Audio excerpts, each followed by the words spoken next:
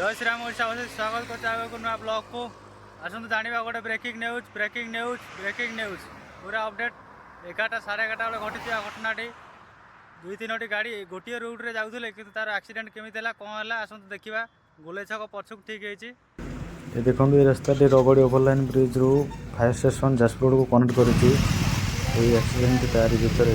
मन रखु गोटे कथा जेको जगह एक्सीडेंट हो 1033 नंबर कॉल कर डिटेल जनातु सी आसी टीम रेस्क्यू करेंगे। देखो ये गोटे हाइवा पड़ी गोटे 14 चकिया पड़ी आगे गोटे 12 चकिया अच्छी 3 जगह होता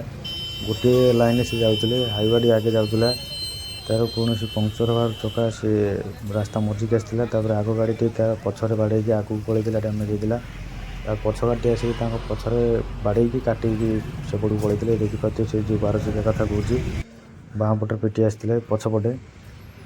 पिटी के बाड़ से बहुत बाड़ पलि तथा 600-700 मीटर आगे पलि आते जोर देखिए माड़ होती आग चका पर जो 2टा चका लगी तार पूरा छेंचरा हो देखिए बहुत जोर से माड़ होती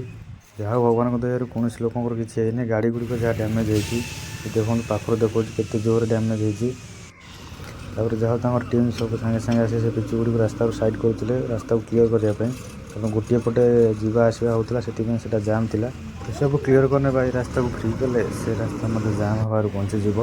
देखु हाईवे के जोर से डैमेज होती लोक मैंने हेल्प करते से कम देखिए पछर पानी बाड़ी था गाड़ी डैमेज होती से रास्ता पर खसी पड़ी देखो ये लिखाई गोटे एक्सीडेंट एरिया से कारण ये एक्सीडेंट से लिखाई कारण ये जब न अटक पाखे जाम हम से दूर को दि जाए।